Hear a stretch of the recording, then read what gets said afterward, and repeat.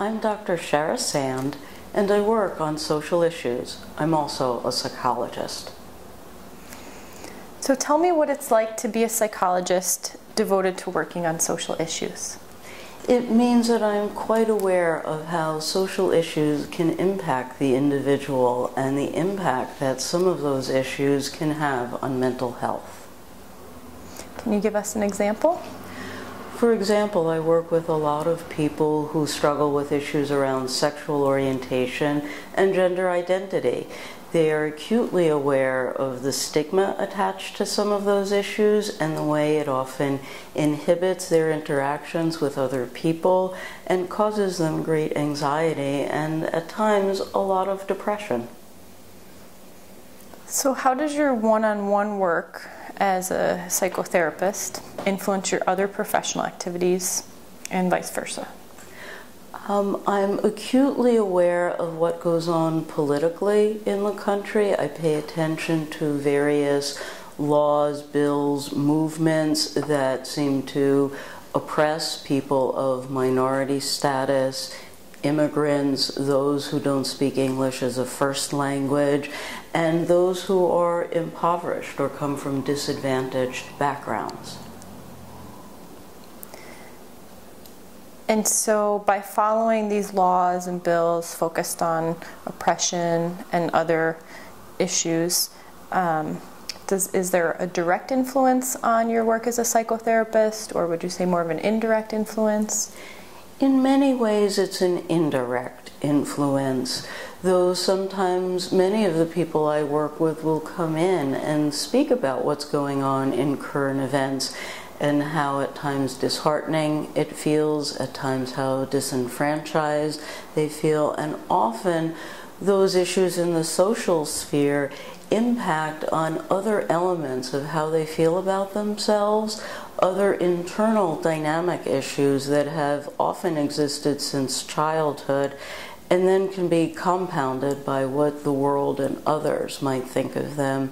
So I'm acutely aware when I work with them that it is not just their internal life and what goes on inside of them and how they think about themselves in terms of their self-worth, separate from the world, but rather how some of the social issues that can impact them unfortunately compound often their feelings of helplessness, powerlessness, and unfortunately a sense of worthlessness. So it sounds like a lot of your work is really on the dynamic interplay between what's going on an individual level and what's going on the systems level.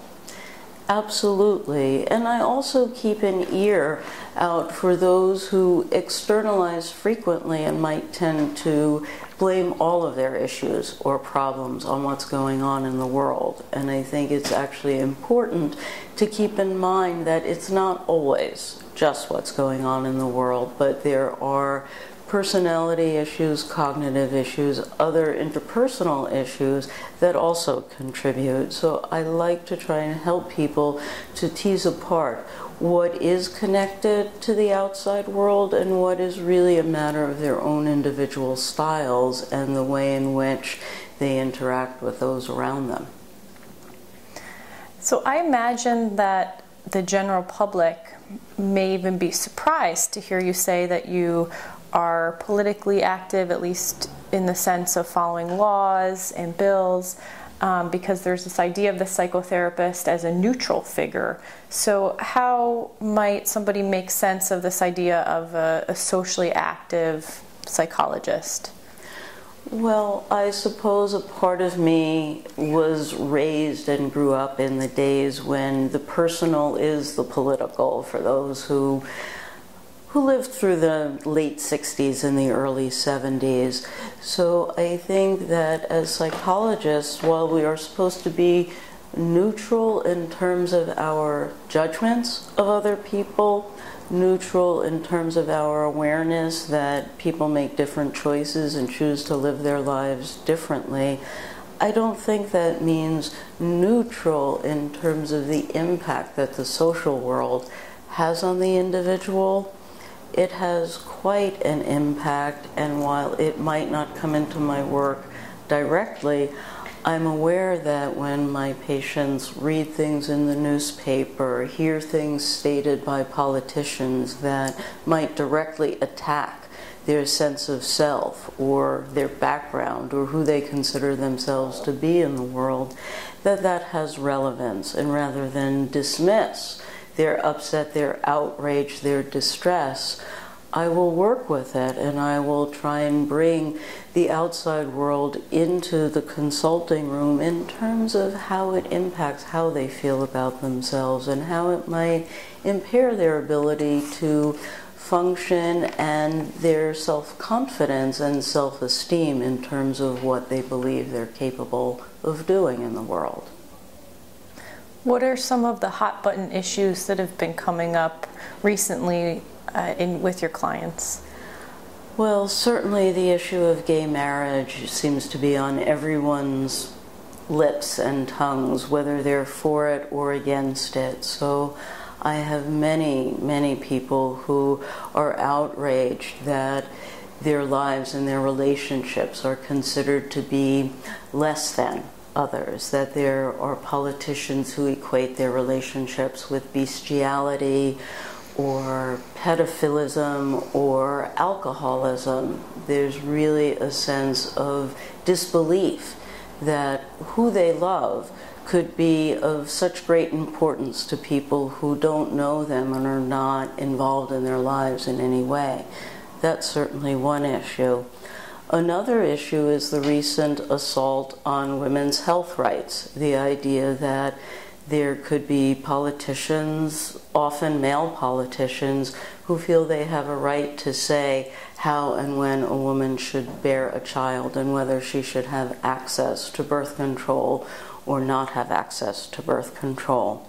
Many of the female patients I work with point out that Viagra is covered by insurance, yet birth control might not be, and that to them seems highly unjust and quite biased. Do patients have a way of, or potential patients have a way of seeking you out because they know in advance that you are socially minded? Well, they do. I've had a website for probably about 10 years now, and while it doesn't speak to my social justice activity, I do state who I work with, certainly people of differing sexual orientations, and there is a page where I list my bibliography so people can actually see the topics on which I present, the topics on which I've written about, and those tend to be related to many issues of social justice. I'm aware these days that I can't imagine having a patient who doesn't Google me before they first come in, and my involvement with the Divisions for Social Justice of APA, my involvement with the Social Issues Division of NISPA, the work I've done looking at the issues regarding psychologists and their work in coercive interrogations in the past 2 wars of the 10 years, that's all information that comes up. So people will get a fairly good idea of what my politics are and where I might stand on certain issues without me ever saying anything. So if one were to look on your website, they would notice that you've published about the topic of coming out in psychoanalytic journals. Now, some people might assume that psychoanalysis is grounded in heterosexual values. Can you speak to that?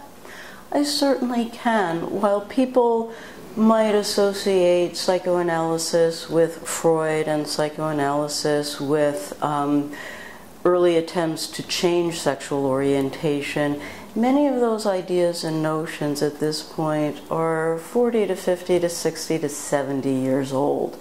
That actually doesn't represent a lot of what's been written about in contemporary psychoanalytic thinking, the idea of multiple selves, of fluid sexuality. In contemporary psychoanalysis, fortunately, there are a number of writers and theoreticians, both straight and gay, who look at sexuality as somewhat of a fluid spectrum, and the idea that it's not who you partner with, but it's how you partner with them. And the idea of having a healthy relationship is really all that matters, not who you're having that relationship with. Because as appears in the papers every day, domestic violence is rampant.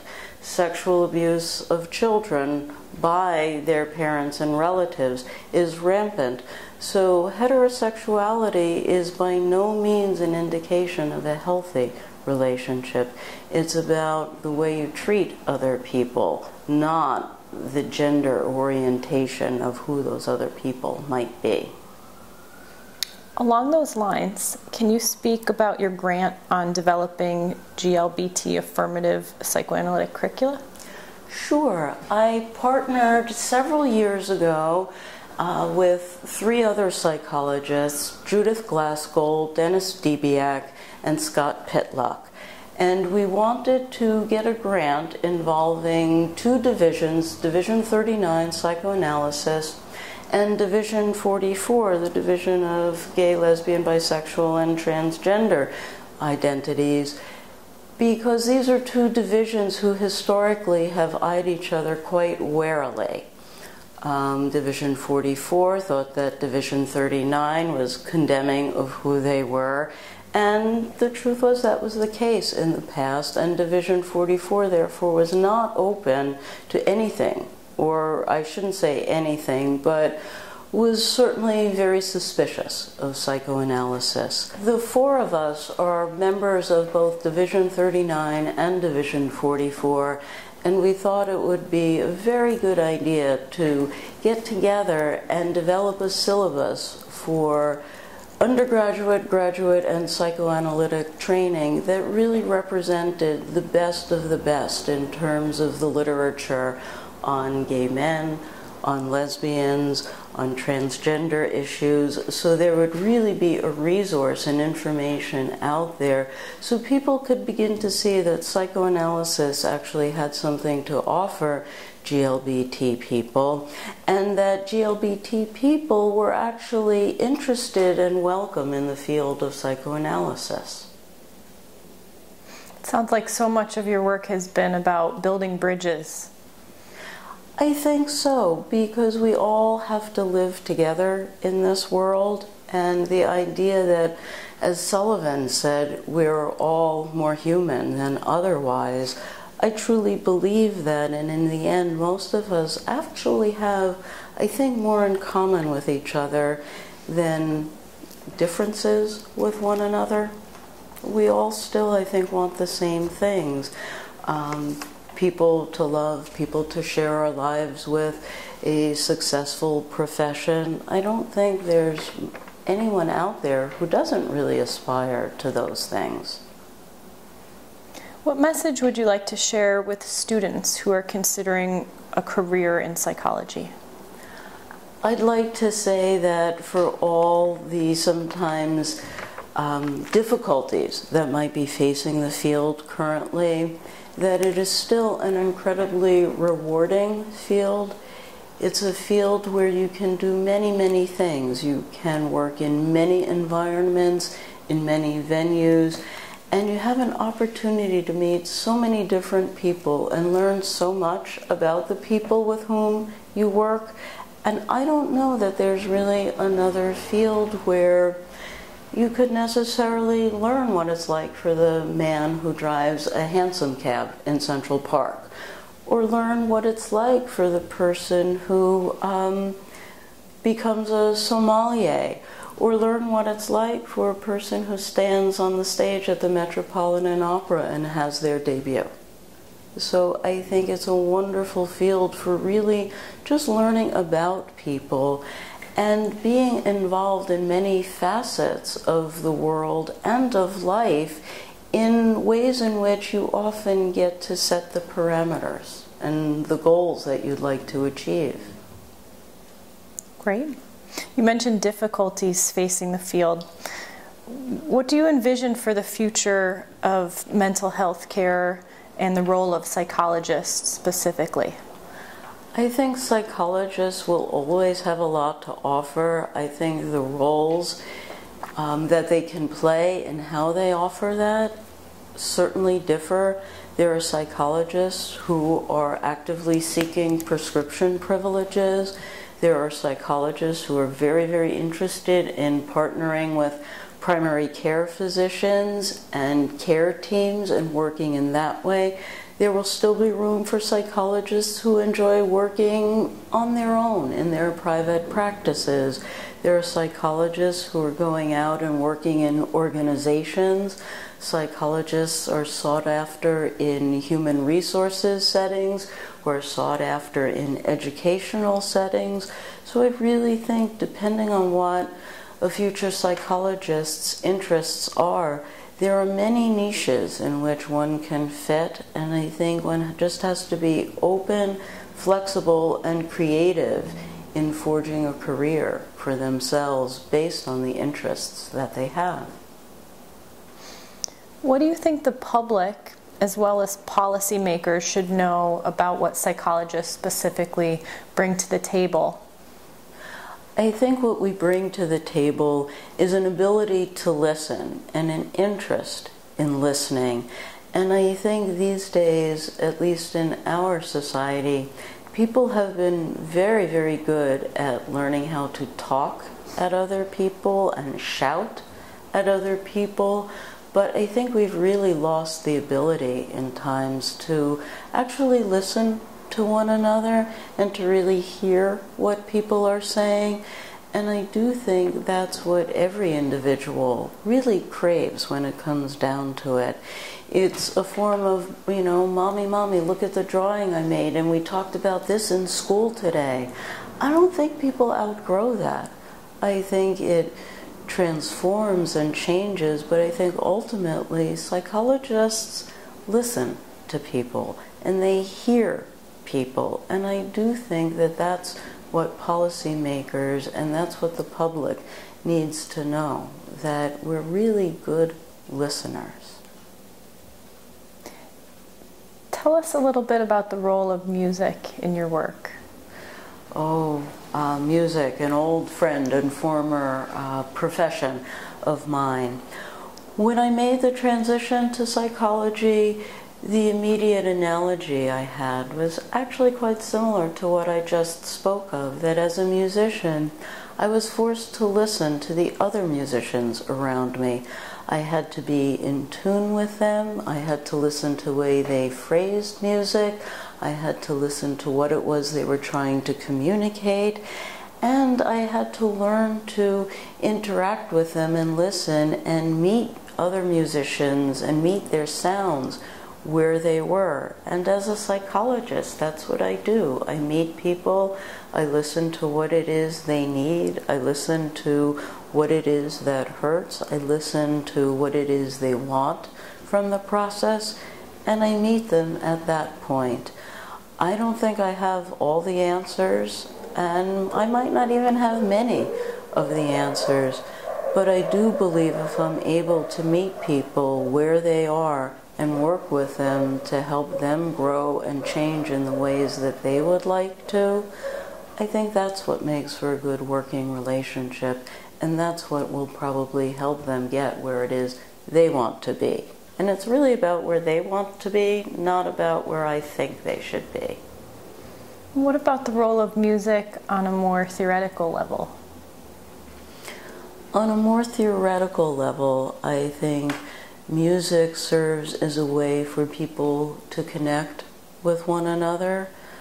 I think it serves a great role in terms of nonverbal communication, the ebb and flow of speech, the rhythm of how things are said, the melody of what people say. Sometimes people can kind of sing the same tune over and over again, and I think it's important to understand where the tune changes and why the tune will change, and the essentially give and take, the back and forth, the melody, the counterpoint, the rhythm, the fact that music takes a variety of instruments and a variety of techniques to produce the whole, and often the whole can be greater than the sum of the parts. And I think that there's a lot of that in terms of psychology and the therapeutic process,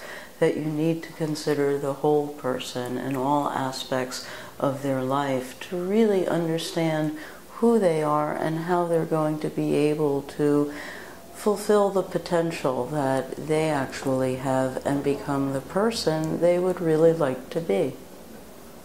Which brings us back to thinking about the influence of social issues on the individual and the individual's presentation being inseparable from the cultural context.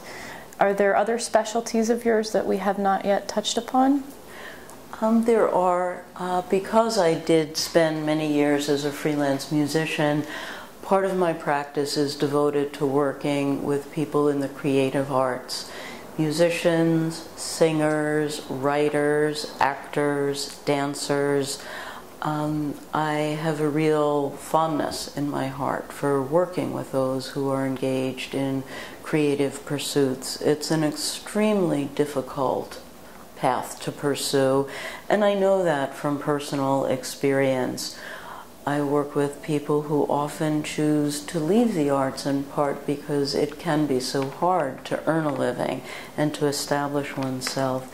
And I think I have some unique abilities to really understand how difficult that position is to be in, and what it means to give up a dream and to give up something that you truly love and feel passionately about, and to find something else that can provide as much meaning and as much joy as their one true love initially provided for them.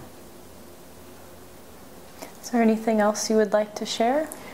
I guess the other thing I'd like to share is I do also work with a lot of college-age students, and they provide an enormous challenge, and I like to think keep me young in some way, because the world is changing so quickly now that I think if one is not able to stay in touch with what young people are thinking, what their lives are like, we really then miss out on what the future holds for us, because young people are our future. They are going to be our future politicians, presidents, movie stars, writers, CEOs. So I think if one loses touch with the multiplicity of generations that exist in our world, then we're just missing out and won't really have a complete picture of what the world is like.